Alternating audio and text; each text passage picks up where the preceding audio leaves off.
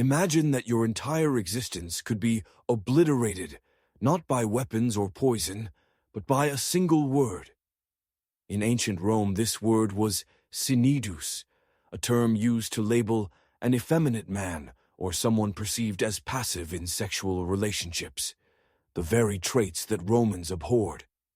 This label acted as a societal death sentence, delivered not by a physical executioner, but by the community itself. While modern cancel culture may seem brutal, the Romans perfected a form of social execution over 2 millennia ago. In Roman culture, masculinity was more than an expectation. It was the foundation of citizenship. To be called sinedus meant complete destruction of one's identity and social standing.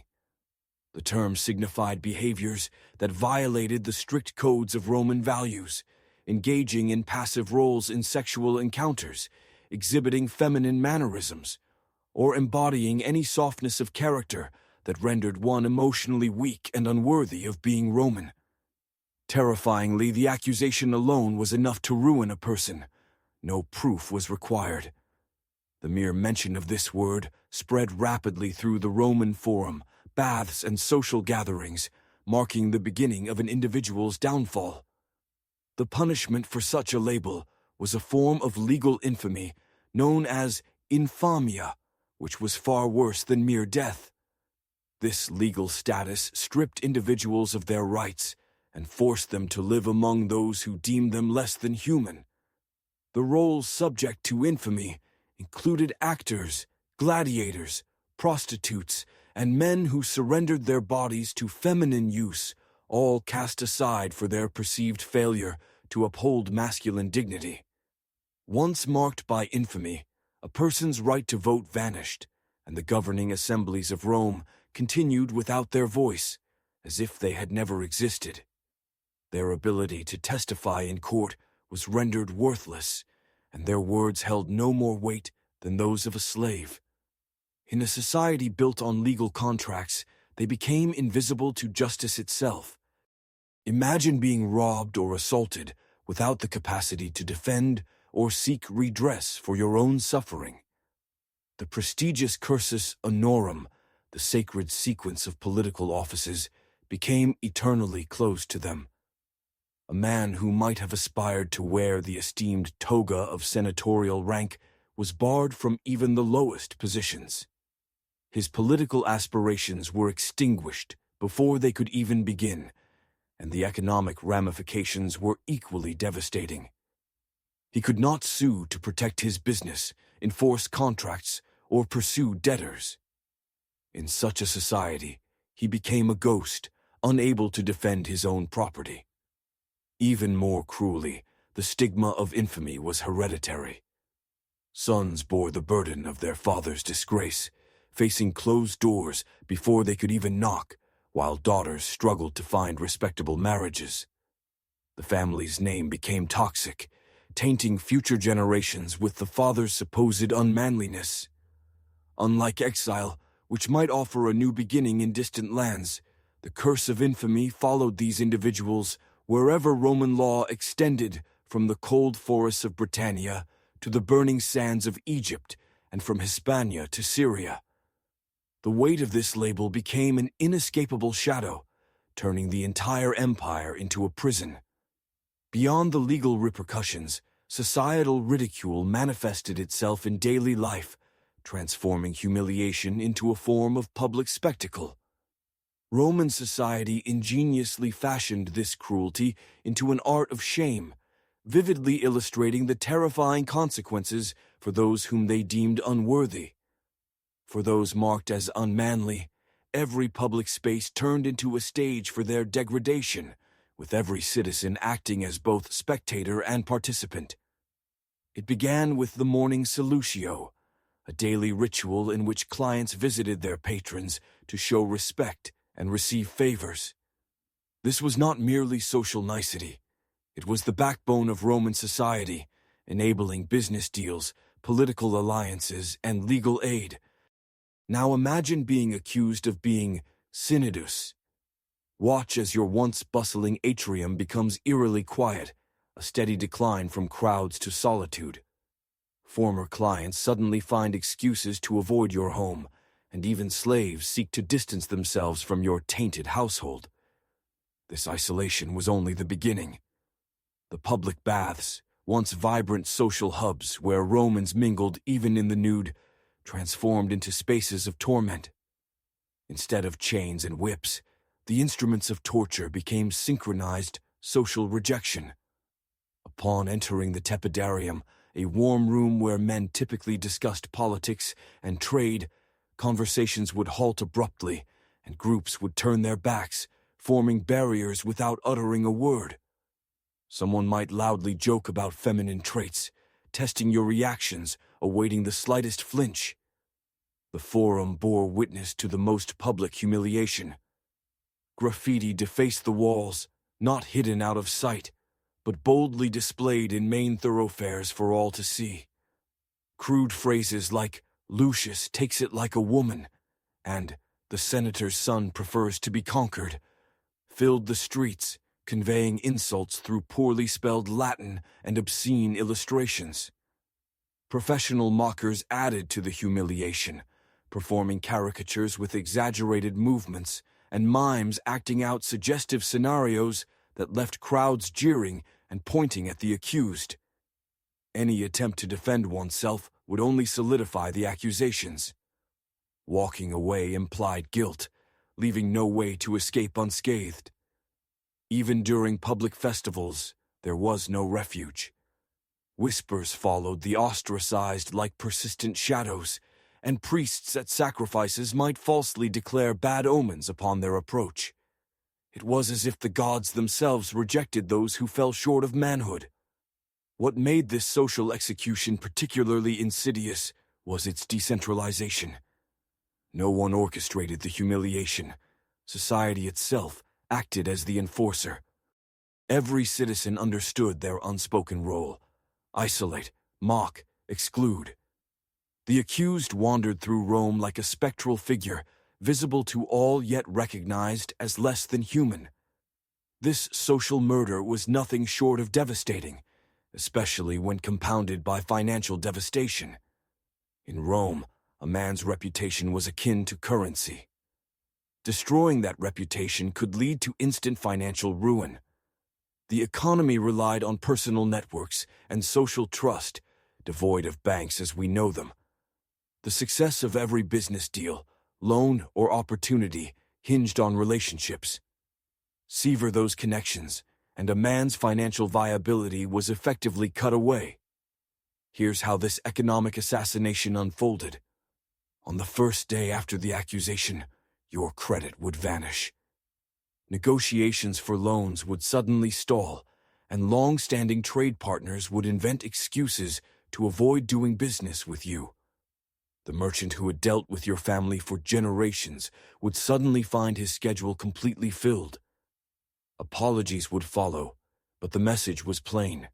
Your financial credibility was no longer welcome. As the weeks progressed, the isolation and economic strangulation compounded, ensuring that survival became an increasingly difficult challenge. For those accused of unmanliness, every public space became a stage for their downfall, and every citizen played a role in their humiliation. It began with the morning salutio, a ritual of respect, where clients visited their patrons. This was not merely a social obligation. It was essential to the workings of Roman society, dictating business and political ties. Now imagine being branded as sine dues. Day by day, you watch your once popular atrium empty. Former clients find urgent business elsewhere, and even slaves seek excuses to avoid your household, leaving you in total isolation. This sense of abandonment only deepens with time. The public baths, once vibrant social spaces, turn into venues of daily torture through social exclusion. When you enter, conversations die, groups turn their backs, and jokes about femininity and weakness are aimed at you, gauging your reaction. However, the most vicious performances occur in the forum. Graffiti degrades your reputation openly, with crude phrases and drawings mocking your manhood scrawled in public view, ensuring everyone is aware of your disgrace. Professional mockers amplify your suffering, enacting skits and mimes that draw laughter at your expense. Every attempt to defend yourself backfires. Silence confirms the rumors, while walking away only reinforces your guilt. Even during public ceremonies, whispers follow you, and priests might offer unfriendly omens when you approach, as if the divine themselves have turned against you. Perhaps the most insidious part of this social execution was its decentralization. No single authority orchestrated the humiliation. Society itself enforced the ostracism, with every citizen intuitively knowing their role. Isolate, mock, exclude. You navigate through Rome like a ghost scene, but not regarded as fully human, demonstrating the cruelty of social murder, which thrives on collective participation. Beyond social death, the financial ramifications were equally devastating. In Rome, a man's reputation was his wealth. Destroy it, and he risks bankruptcy. The economy was built on personal relationships and social standing rather than banks. Cut the connections, and a man's financial future is severed. Once accused, your credit disappears overnight. Promised loans vanish, and merchants who used to do business with your family suddenly have logistical issues, preventing them from trading with you. Your acquaintances withdraw investment without explanation, citing legal reasons as their justification. By the end of the first month, securing employment becomes impossible. No one would hire you, as every profession requires a clean reputation. Teaching positions dry up as fathers hesitate to send their sons to learn from someone accused of being unmanly. Legal positions and military roles all require the masculine standing you lack. For senators, the impact is more subtle, but equally severe. Agents managing their investments suddenly forget family ties, leaving them devoid of financial support and ostracized from legitimate commerce. As the economic spiral deepens, desperation forces you to sell possessions. You start with luxuries, but buyers sense your urgency and take advantage, offering far less than your goods are worth. Each sale diminishes your status, further reinforcing your decline. Eventually, even your family home, once held for generations, must be sold to settle debts accrued from your downfall. To Romans, poverty equated to guilt. The gods were believed to reward virtue with prosperity. Thus, your financial ruin became evidence of moral decay. Society's mechanisms justified your destruction, creating a vicious feedback loop where your loss of status confirmed blame. Accounts of former magistrates reduced to lending money in back alleys or surviving by associating with criminal enterprises illustrate the grim depths to which these once respected men fell. The ultimate fate was not merely living in poverty, but being erased from existence itself. For Romans, true immortality was achieved through memory through progeny, carrying your name and public recognition of your deeds. To be marked unmanly meant being stripped of this, not just forgotten, but systematically erased from history. Every noble family kept imagines wax masks of ancestors placed in shrines.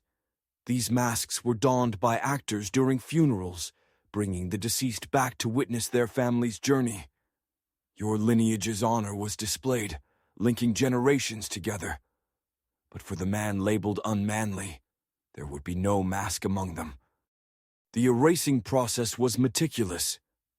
Archives on wax tablets could be scrubbed clean, creating voids where names once stood. Family trees painted on atrium walls would become incomplete, erasing every trace of heritage and legacy. In Roman society, the systematic erasure of those accused of unmanliness extended to generations to come.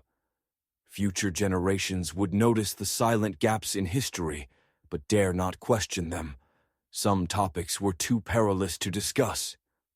Public erasure followed private destruction, with names literally chiseled from monuments, creating smooth scars in otherwise detailed inscriptions.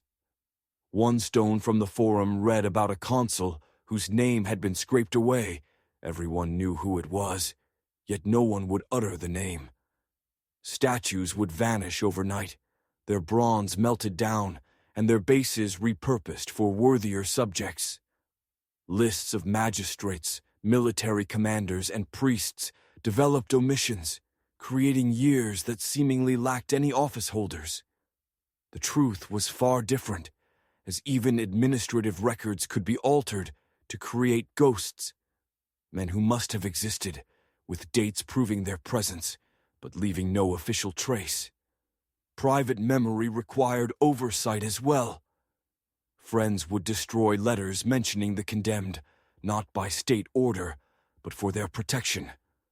That heartfelt note from your brother, the documents that showcased your successes, invitations to dine with a consul, all obliterated by those who once called you friends, now fearful of guilt by association. Dinner parties became treacherous, where mentioning the wrong name or recalling an unwelcome year would freeze the room. Children's innocent questions about family history could lead to sharp warnings that certain inquiries should remain unasked and some names unspoken. The erasure of identity continued even beyond death. Those condemned were denied public funeral rites, a procession through the streets, eulogies in the forum, or tombs along the Via Appia to honor them. While other Romans built visible monuments, the graves of the unmanly, if they received any burial at all, went unmarked, unvisited, and unmourned. One inscription found in a private tomb illustrates the deliberate forgetting. It lists Marcus, son of Gaius, followed by Quintus, son of Gaius. Yet, Gaius had 3 sons. The name of the middle son is absent, the space filled with decorative carvings as if he had never existed. The cruel irony is that we now know about these erased individuals only through their enemies. The very people who sought to destroy them preserved their memory through laws condemning them, hostile speeches, and mocking graffiti. They exist now solely as warnings of what not to be. The Roman message was stark. Fail at masculinity, and you not only die, you become as though you never lived at all. The sun sets over the ruins of the Forum, but the methods of destruction perfected in ancient Rome never truly faded. They evolved, adapting to new contexts and finding expression in new empires. Does this resonate with modern times? The accusation of insufficient masculinity remains an efficient societal weapon. It requires no evidence, allows for no defense, and leaves wounds that linger. Rome's true genius was not merely in creating prejudices against masculinity. Such biases existed prior to and outside of Rome. Instead, it was the bureaucratization of gender policing, a systematic, legal, and economically enforced machine that transformed masculine anxiety into an engine fueled by fear, breeding conformity. Consider the parallels today. Whispers in the workplace questioning someone's toughness, social media backlash for showing vulnerability, or opportunities slipping away after rumors circulate. The mechanisms of ruin may have changed, but their impact endures, echoing the ancient fears that once thrived in the Roman Forum. Networks tighten, and though the body continues to live, reputation is destroyed, income is strangled, and existence is effectively erased. What made Rome's system particularly ruthless was its self-perpetuating nature. Each man who fell became a cautionary tale, a stark warning for others. Fathers would point to the fallen, saying, "See what happens when you fail to be man enough." This lesson penetrated deeper than any law. Masculinity had to be constantly demonstrated, defended, and performed for an audience that never ceased its scrutiny. However, history often overlooks the contradictions within the Roman system. emperors who openly loved but were powerful enough to evade destruction like Hadrian mourning Antinous with Roman grief existed alongside graffiti in Pompeii that exposed desires against public norms. This paradox showed that the laws against unmanly behavior arose from how commonplace such behaviors were. In Rome, power, not morality, dictated survival in the face of accusations. For instance, Julius Caesar was labeled the Queen of Bithynia for supposedly being passive with kings, yet he commanded legions and endured. A merchant's son with the same claim, however, vanished from the annals of history. Today's societies have inherited Rome's tools, fine-tuned over centuries. We are merely getting better at disguising the destruction as natural and deserved, rather than orchestrated. The Senate House has transformed into the boardroom. The forum has been replaced by Twitter. Graffiti continues on platforms like Reddit. Yet, the fundamental mechanisms persist, using gender performance as a weapon to uphold hierarchies, silence dissent, and enforce conformity.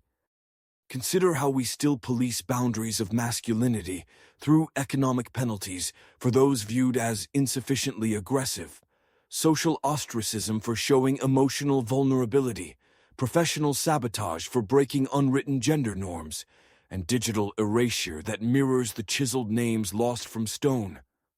The question is not whether we have adopted Rome's methods, but whether we will continue to refine them. In the ruins of the Forum, tourists take selfies where once citizens gathered to cloak their cruelty in words. The stones remember the uncomfortable truth that civilized societies can perfect cruelty, systematize shame, and label it justice. 2,000 years later, which modern mechanisms reflect Rome's ancient fears? How do we still practice social murder in the name of gender policing? What words in your workplace, community, or social media feed hold the power to destroy? The answers aren't found in dusty history books. They appear in tomorrow's headlines as someone is erased for not measuring up to standards of manhood. Romans referred to this as infamia. We call it cancel culture. The methods have evolved, but the machine has never ceased to function.